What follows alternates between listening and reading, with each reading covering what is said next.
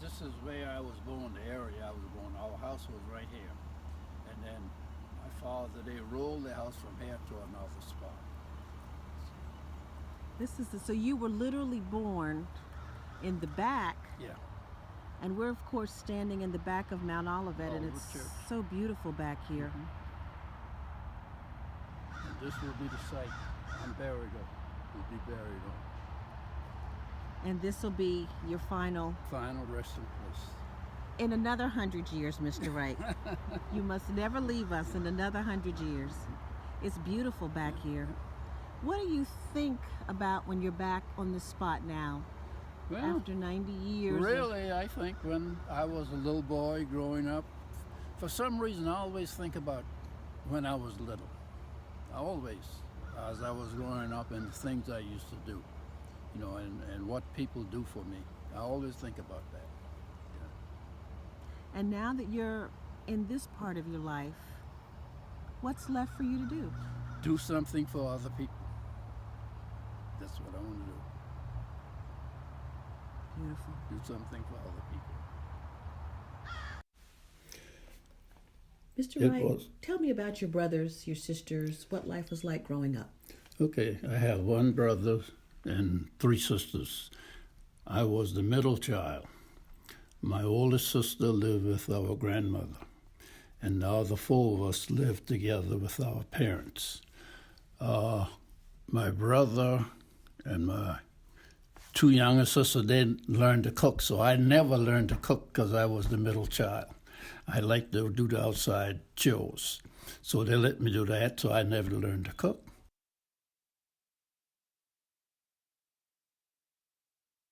This is Highway 17. I travel from Rantoul to Burt, which is about 14, 15 miles. I ride with my father some when he was working. Then after that, I had to hitchhike. I would be out on the highway about 6:30 in the morning. And if I didn't catch a ride, by a certain time, my father had arrangement with somebody that he would pick me up. I'm sorry, where did your father work, Mr. Wright? Standard Oil Company was an oil company up on Meeting Street Road. He used to work there. But after my first year in school, his job terminated. So that's when I had to start my hitchhiking. But in the afternoon, there was no problem going back because I always get a ride going back in the afternoon. Sometime I get it as far as Red Top, then I walk the rest of the way. That's a good stretch of the legs. Yeah. That's one old man out here, live out in the country. He used to drive a truck. He sell wood.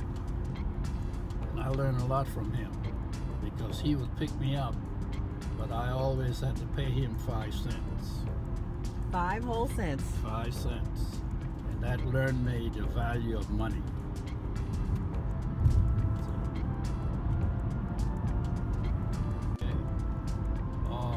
This same person I told you about, always I had to pay $5 to.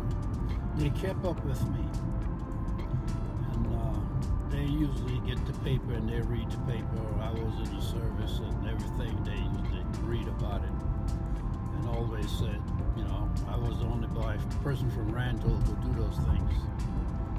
But they still act like a parent. Once I was about 35 years old, 36 years old, we were in Savannah. I was really concentrating on my career since I got passed over from making Chief Master Sergeant. One summer after school closed, Mary said, "Oh, the kids is teenagers, we going home for a week." I said, "Yeah." So they drove home. These old people didn't see me, they saw Mary and the kids. So they asked where were me. They said, I was in Savannah. They didn't say anything. One trip back here, they sent for me and remind me that I should never put those kids and my wife on the road by herself again. My goodness. That's right. And I said, yes, sir, I will do that. Okay. traveled in all these ways. I did, my last 2 years stayed in the city because I could stay with a relative. They had a store. And, Where was the store, Mr. Wright? Where was the store? 241 St. Philip Street. And I stayed there, but I had to work in the store, and the store didn't close till midnight. So, I didn't have no time to study. So, But Mr. Wright, how did you do it? If you were working, you were up early traveling to and from school, you were commuting a lot of the day. yeah. How did you get your homework done? How did you Well, pass your tests? I usually study a little bit when I get at home. If I get to school in early, when I was in the boiler room, I would do some studying. But you were always pretty much alone. You didn't have Yeah. anyone with you, No, no other students? Always alone, except if in the study hall, then other students around. And I didn't have but 2 study hall all through Burke. Just two. Just 2, yes. When I was in 8th grade in my last year. What were your favorite subjects? My favorite subject was math. I spent lots of time in math, and I always said I almost didn't get out of Burke School because of math. I did all my concentration on math. My thought was I was going to be a bricklayer, so I have to know how to figure out how to charge people and how to get material. So one year they let us work at Burnstown when it was building that subdivision. I worked with the bricklayers, and I saw those old bricklayers at the end of the day that they couldn't straighten up. So I said, I don't think I want to do this. And that's when I decided I would go to the military. So their physical condition, you saw that, Yeah, and I how saw much that. they were struggling, and that kind of did it for you. Yeah. So then I decided I'll go to the military. And I always said he is responsible for keeping Rantoul people afloat. Because many people just go there and charge things, including my parents. And when we used to call him B Simmons. When he wants to go to the city to get supplies, he would tell me in the afternoon, said, I got to go to the city. I will leave early to take you to school. And that's what he did every time he had to go to the city. He would make sure you got to school. Make sure I get to school. Everybody out here, if they could do something for me, they would do it. If they just go tell me, study and behave yourself, they'd tell me that. Why do you suppose it meant so much to them, Mr. Wright? I think because wasn't many of us leave here to go to school. See, most of us, the boys, just go to the farm when they get out of 7th grade. But you were headed someplace special. Yes, right. I always had to want to continue school. My father said, okay, you can go to school or go to work. So I went to school. And it's an odd thing. We work on the farm, and we used to plow. Most of the people out here had the little farm. And the first thing I did after I went in service, I got a re-enlistment bonus. I bought my father a tractor. You did? Yes. I bet he was surprised to see yeah. that. Bought him a tractor. Then later on, I bought him a truck. So where are we heading now? Right here. We're going to Jordan Baptist Church. This is where I start school. We were in this building right here. And the building is the same size except they put blocks around it. We used to be in there about 25 or 30 students, 1 teacher, and 7th grade. So you were here from kindergarten to 7th grade? No, we didn't have kindergarten. 1st grade, I did 2 years here, 1st and 2nd. And then the county built a building for us, a 2-room building, And then we went there, and they had another teacher. So we had a teacher with the first and second grade, and Mr. Rivers had third through seventh. Third through seventh. Yeah. Mm-hmm. Well, let's go take a look.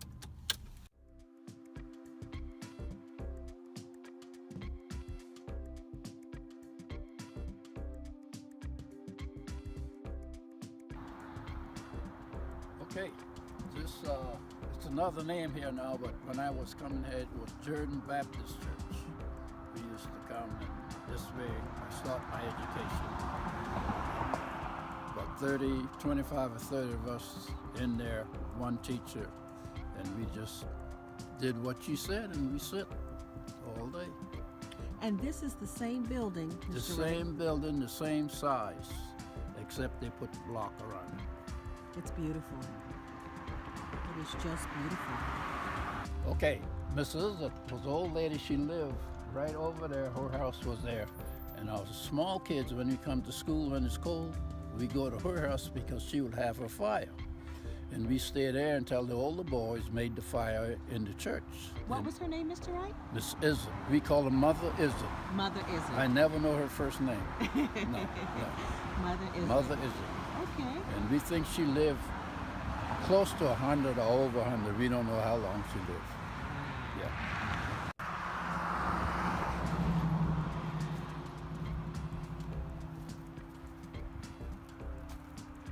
What do you think about as you walk through these grounds again, Mr. Wright? Well, I still, right now, I think about when I was a small boy, first started coming to school here. And like recess, we come out and play, go back in. And I remember chalks and eraser. I had never seen a new eraser or a complete chalk. We had a white man, I guess he was some official in the school. He would bring the used eraser and the piece of chalk from the white school and give to us. So And you that's what always we had used. what was left. What was left. I guess they get the new one and take it to the white school. The graveyard is beautiful. Yeah, they did a good job. Do you know any of these people, Mr.? This stoplight, undoubtedly, I know some of their ancestors, because this person was born in 1885.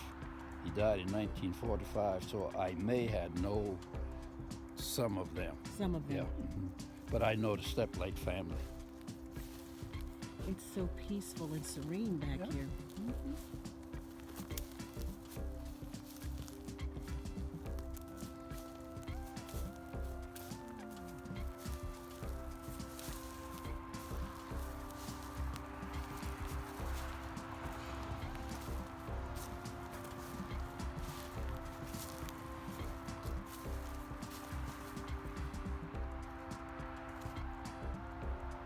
Can you make out the name? Yeah, that's a Lloyd. That one's Mr. D. Lloyd. died 1924. Died 1924. They don't have his birth on there. See, because I'm a member of the Lloyd family. My grandfather was a Lloyd.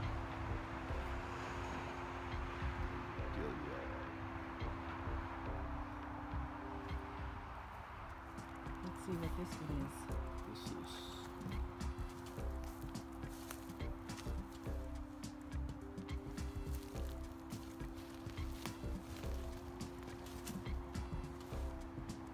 that David Gilroy. Joseph Dunmeyer. That person. I know the Dunmeyer family. You know the Dunmeyer I know family. the Dunmeyer family. I was talking about getting the man together.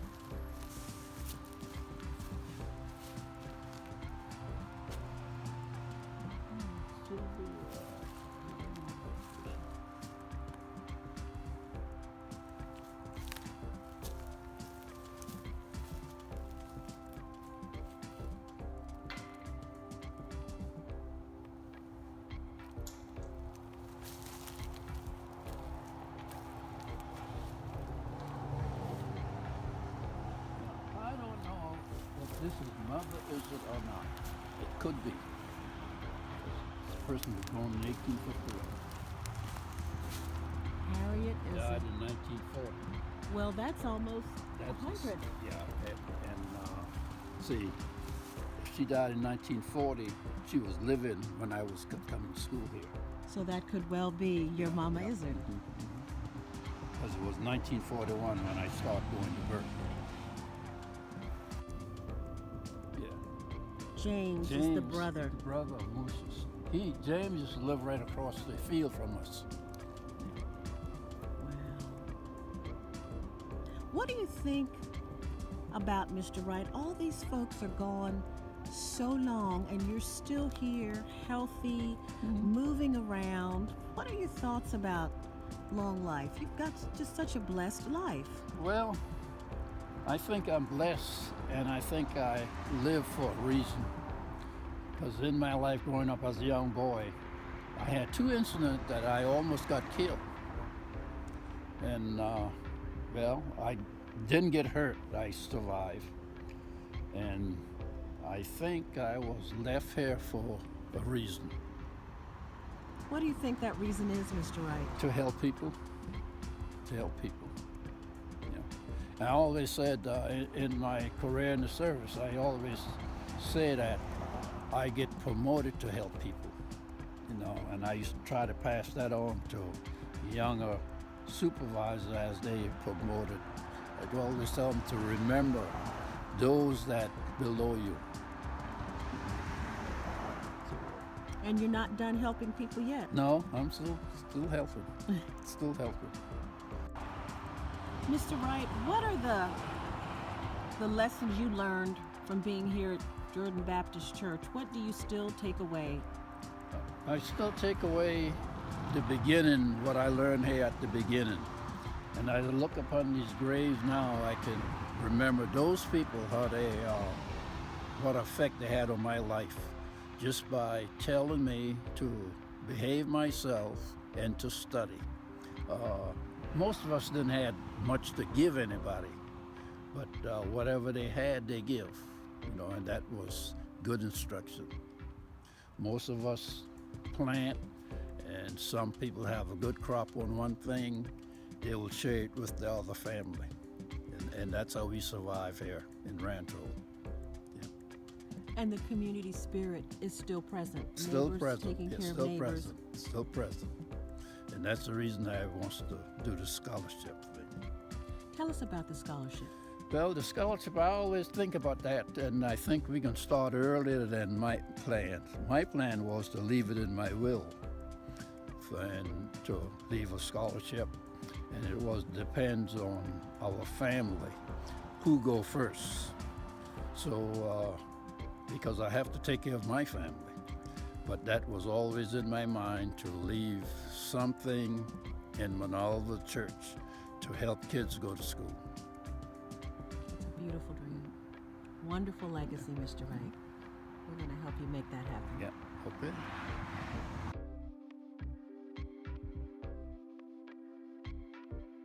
Over here, and I didn't realize that you get new eraser or complete chalk in a box. We always get the used eraser and the piece of chalk from the white school. And the school that the county built in 1938 used to be right here. Right here. Mm-hmm. And you described it as a barn, a big building, big two-room. Yeah, like a barn, and had a partition down the center, windows on both sides, and that was it. And one little stove to heat.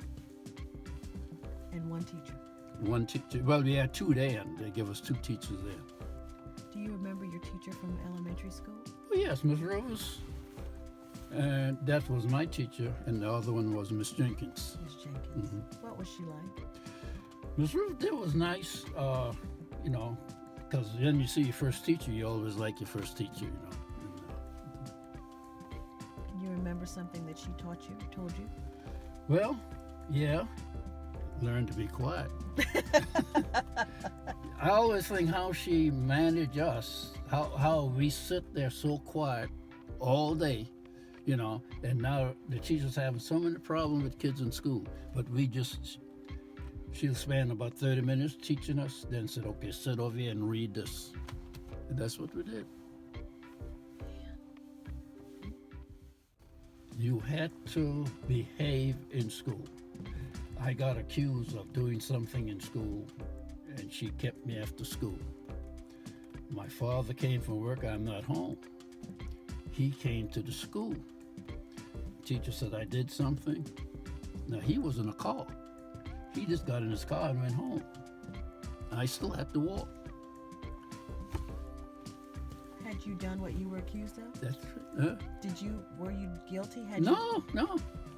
I just was in the group. Guilty by association. Yeah. Mm-hmm. But Dad came on home. Came to see where I was, and he found me. He just went back. How long did you stay that day? Do you remember? Till before dark, they let us go home, you know. Yeah. Wow. You wouldn't do that to your children? No. My kids now, when they start school, and I was in a good position in the Air Force, I could leave my office. So I always know who my kid's teacher was, where the classroom was. And I used to, ever so often, I'd go and sit in the class and leave. I went in my second daughter class when she was in second grade. And she come home and said, Daddy, my friend wants to know what I did. And she said, I told her nothing. She said, well, your daddy been to school. When my daddy come to school, I'm in trouble.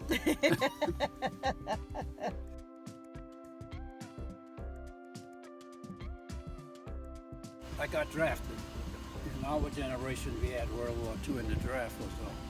So I got drafted in high school. I was a senior.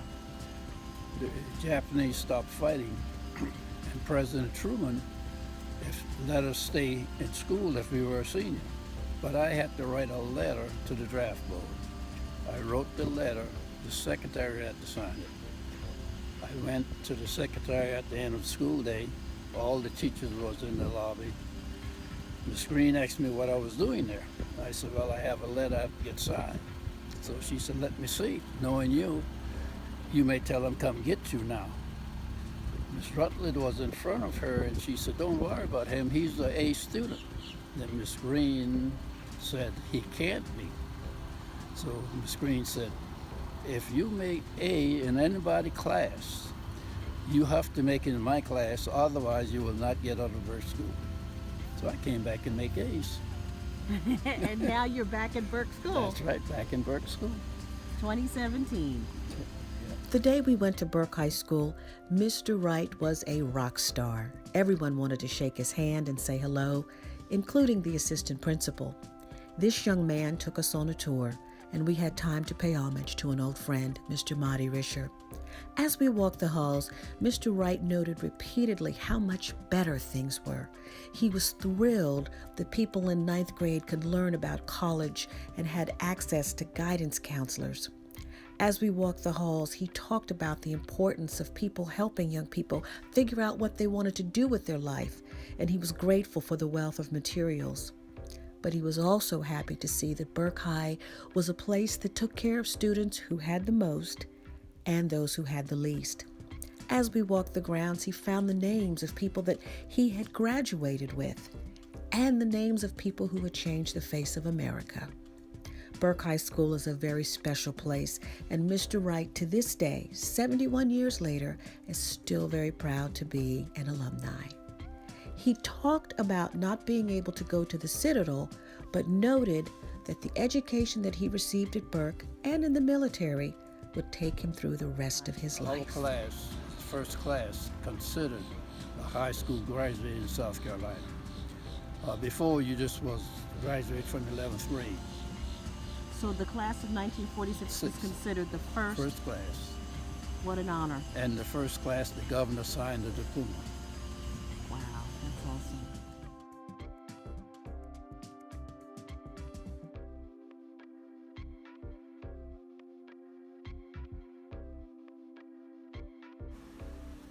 After graduation, at the tender age of 18, Edward Wright enlisted in the Army Air Corps and became a World War II veteran.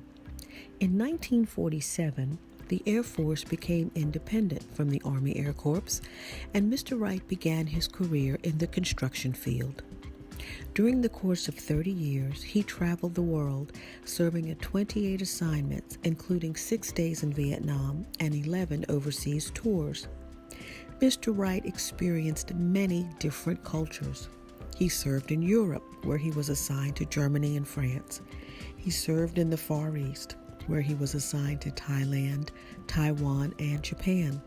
He braved the cold of Antarctica, made the trek to New Zealand, and did tours in Alaska, Guam, and Canada. His family accompanied him to only one overseas assignment in 1971 to Kadena Air Base in Okinawa, Japan. With the desegregation of the military in 1948 by President Harry S. Truman's Executive Order 9981, Mr. Wright was afforded the opportunity to really excel. Early on, he exemplified superb skills and leadership, which put him on the fast track for promotion. In 1956, he graduated from the Strategic Air Command's Non-Commissioned Officers Academy. Within the first 8 years, Mr. Wright received 5 promotions, reaching each rank in a minimum of 2 to 3 years. He transitioned to the career field of aircraft maintenance in 1957 and quickly advanced to the position of aircraft maintenance superintendent.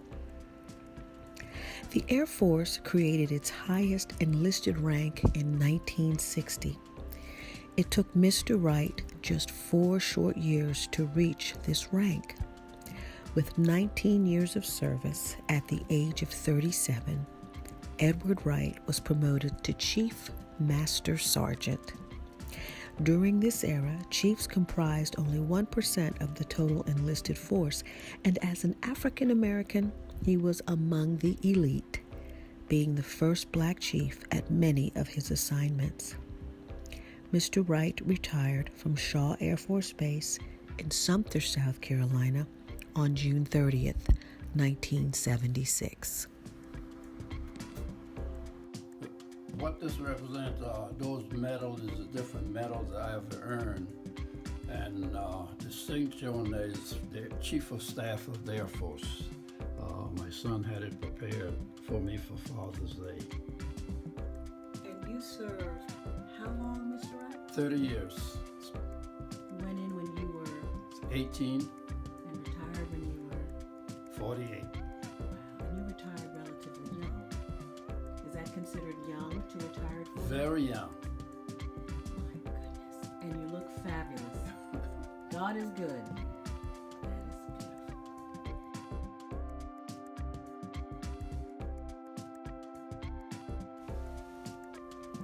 Mr. Wright, tell me about your wedding day. Tell me about your bride. Okay, we got married in 1954. I was about 26 years old in Illinois, single, and growing up, I used to like to be with families. I met a friend from Beaufort, and he had a family, so I spent Sunday afternoon with them. And I just sit, and his wife had friends come over, and the ladies start complaining about the husband not being home on the weekend. So I said, well, maybe I should get out of this environment. So I didn't have a girlfriend, 26 years old. But when I left home, there was an old lady in our community that I really had liked. As a little boy, every chance I get to go to her house, I would go just to hear her talk. When I left home, I remember good, she came to church. She had a granddaughter about 12 years old. So I sit and I said, if that granddaughter is still living, I'm gonna find her. So I wrote to my mother and asked if this girl was still there. She said yes. She finished high school, she's in nursing school. I came home, went to church, sure, she came to church. that when I met her, and then stayed home a couple of days, went back, had to come back immediately. I told her, I said, well, I have to go to Canada, but I think when I come back, we'll get married. That's wonderful. Yeah.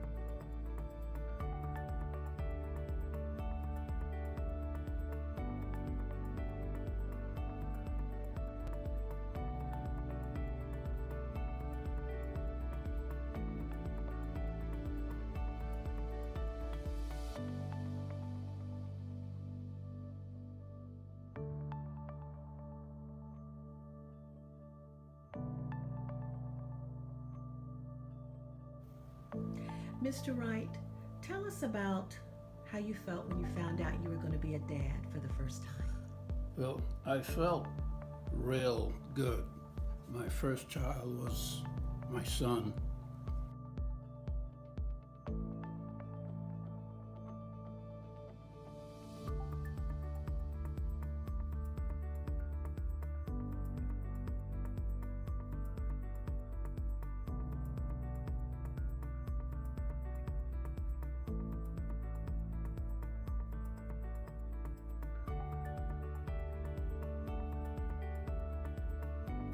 Being born. My oldest Wanda, he was in California, and Sharon, the second, we were still in California. They're both born on Air Force Base. Wanda born at Beale Air Force Base, Sharon born at Travis Air Force Base. We stayed in California for about 8 years, and we moved to Greenville, South Carolina in 1959. There, Mary Ann was born. And we stayed in Greenville for 4 years. And then the kids started going to school. And that was probably some of the difficult time in the service, because when you make a move, normally you would leave your family at your old base because of the kids in school. And that's what happened when I left Georgia to go back to California. So I leave my kids there and then I come back and get them. How did you feel being away from them? Question what? How did you feel being away from your children? I felt it was difficult because you put all that responsibility on your wife. She had to do everything. And fortunately, the longest I stayed from them at once was 1 year, then many 6 months, and many 2 or 3 months. And for some reason, things work out. We had no major disaster, no sickness or anything like that. So things work out real good.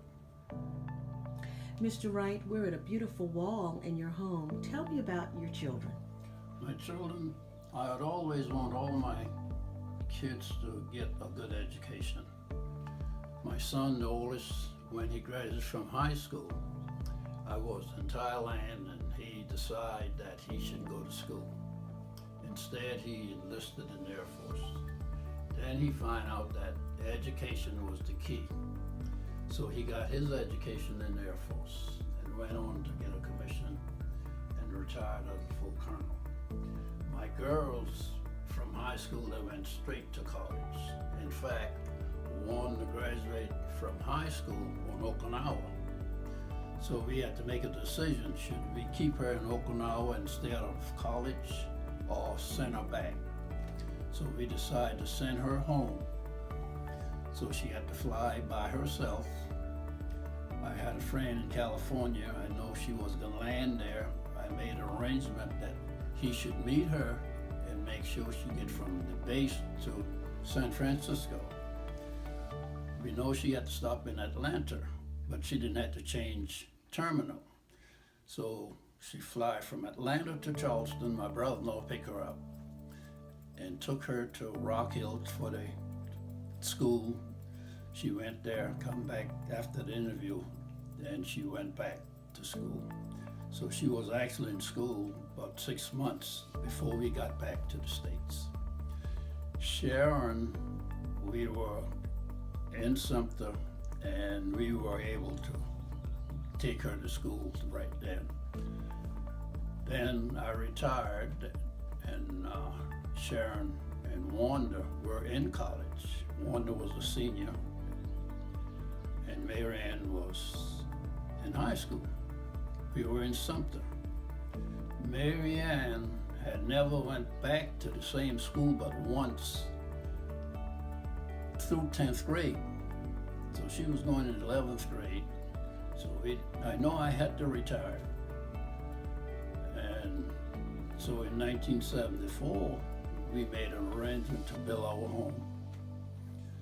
I moved Marianne and Mary here in 1975 because the other two girls was in college. So Marianne could go to the same school for 11th and 12th grade.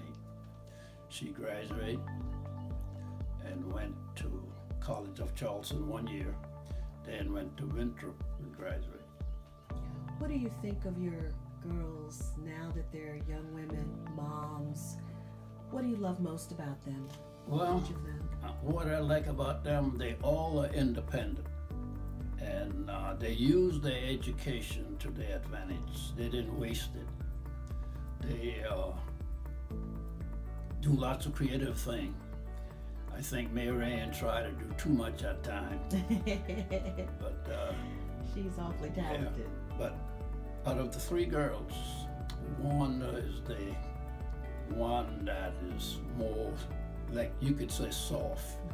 You know, she's in a good profession because she liked kids, so she teach.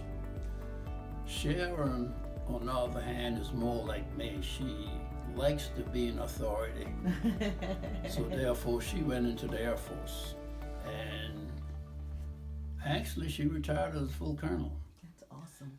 When she left the Air Force, she was over all of the nurses in the Air Force. She was responsible for their assignment and for their training in the Air Force. One thing she did in the Air Force, since she was in the position, she requested from Congress some money to recruit nurses. That's and amazing. they grant her, I don't know how much, I think $7 million. And then she go around to these colleges and offer scholarship. That's fabulous. So right now she get many calls from kids that she got into the Air Force and they advanced. As they advance, they tell her about their promotion and things like that. That's awesome. Your kids are functioning at high levels, giving back to the community, sharing with people the lessons that you and Miss Mary instilled in them so many years ago. Is that your greatest legacy, your children, your grandchildren? Would you say that's your greatest legacy? Your children, your grandchildren, your great-grandchildren? They're blessed to have you.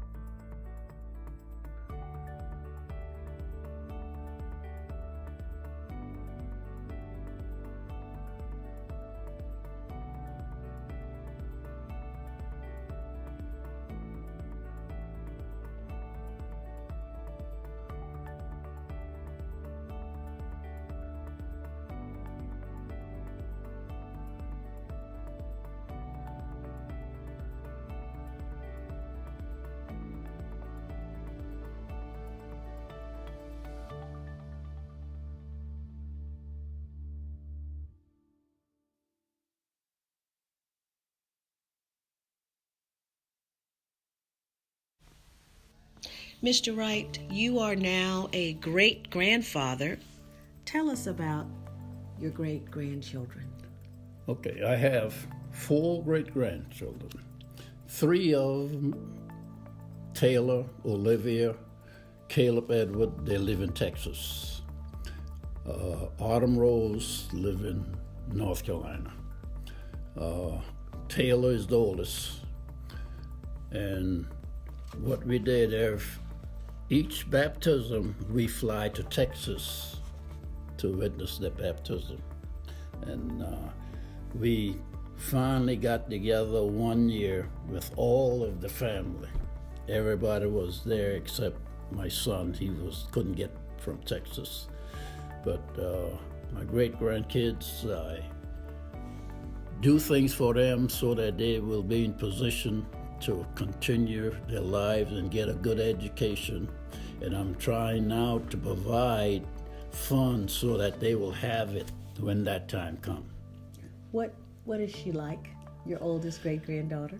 Oh, they're nice, they're friendly. I was surprised when the first time I see all of them together, how they knit together as one. And it seemed like Olivia is going to be the person that outspoken all the time. They're all so beautiful. Yeah. Mm-hmm. Yeah. And tell me about Caleb. Caleb, he is good. He's coming slowly, but I didn't get a chance to be with him as much as the rest of them, because I stopped driving now that long distance. Right. Yeah. That's a long way. Yeah. That's a long way. Yeah. He's so handsome. Yeah. And the girls are so beautiful. And tell me about the princess, Miss Autumn Rose. Autumn Rose, she's the miracle baby, When she born, that me not knowing too much about medicine, I just think she wasn't going to survive. But I sit in the hospital room with her and the nurse just sit there, relax, said, oh, she's doing fine, we just fed her. And I look at her and I said, how could this be? Her little fingers was no larger than a toothpick. So, but now she's 3 years old, walking around, talking, going to school, dancing, doing everything. That? Yeah.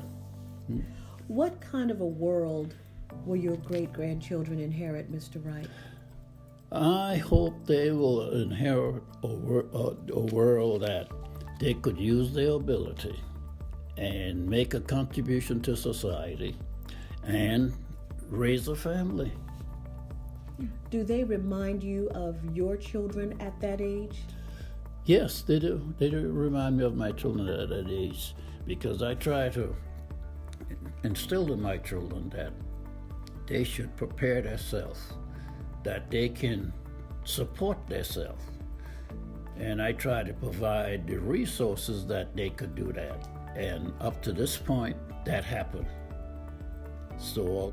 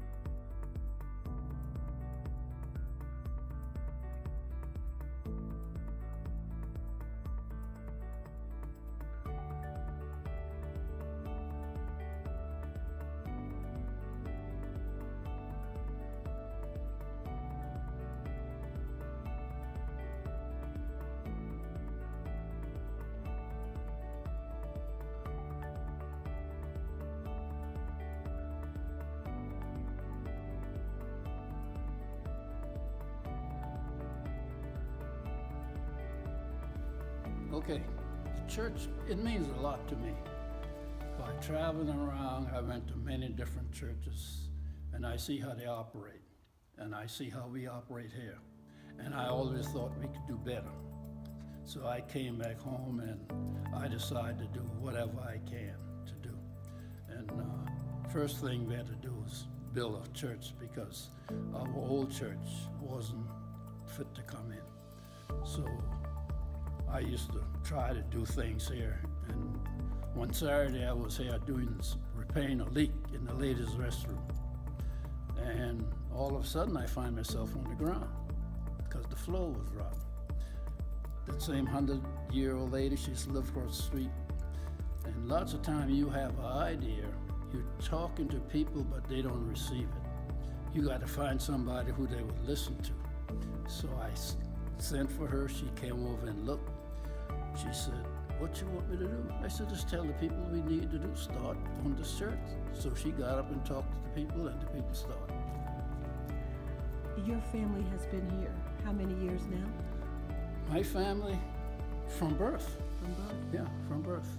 So that's certainly 90 years, but your mom my, and dad? My great-grandfather was one of the original person in the church.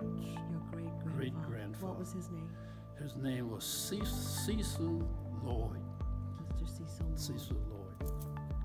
And now here it is as you are preparing to celebrate 9 decades. Yeah. Mount Olivet has played such a huge role in your foundation as a young man in your family life, growing up. It's just an amazing story, an amazing legacy, and we know you have another 90 years to live, Mr. Wright. What do you want your legacy to be? Well, I want it to be that I was a person that will always try. I don't say no, and I don't like people to tell me no. No, I want everybody to try at least. Do it again? Oh, wow, that's wonderful.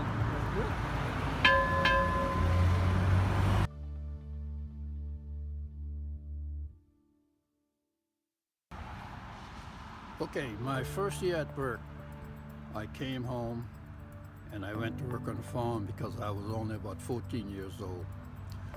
We used to plow. For some reason, those roads was real long. The farm was on Johns Island. Sonny Gregory was the foreman, and the owner was Garrity. He was a white man, that he would get a new car every year. And August, he always give the farm hand a raise because they're getting ready for the season. And it just so happened I was at the end of the row when he was telling Sonny Gregory, you can tell the mans that Monday they start get the pay raise. Sonny Gregory replied, "Yes, boss, I will. But that boy out here named Ed, you're gonna waste your money. His daddy sent him to school last year, and he gonna send him again this year. Don't give him a raise." Oh, no. I turned around and I was going to the other end. All I could see was that mule. I looked, a couple of old men there working with me. I said then, I will fix him. When Burke School, I decided to stay out of school about a couple of weeks. Why? To get extra money to buy extra pants. Okay. So I said, I will fix him. When Burke School opened, I will be there and I will get out of Burke School without that 25 cents. And that's what I did. Wow. Now, later in my career, after I got in a responsible position, a supervisor position, we were getting men in the Air Force that didn't finish high school. My job was to counsel them, find out why they didn't finish high school. They tell me almost the same story Of what you had been through. of what I had been through. So therefore I said, you know, Mr. Gregory did me a favor. When I go home, I'm gonna find him and thank him. But when I got home, he had already died. He have a grandson, is his image. The height, the voice and everything. So I always see him in church, but I never get a chance to talk to him. So one day in the doctor's office, he was sitting there. I said, I want to talk to you. So we sit and talk. I told him that story. I said, I want to thank your grandfather, so I will thank you. And he said, you know, the Lord always know what to do. You didn't need that 25 cents. Isn't that something? Yeah. Mm-hmm. I'm glad he received you so positively. Yeah, especially if I tell him I was mad with his grandfather.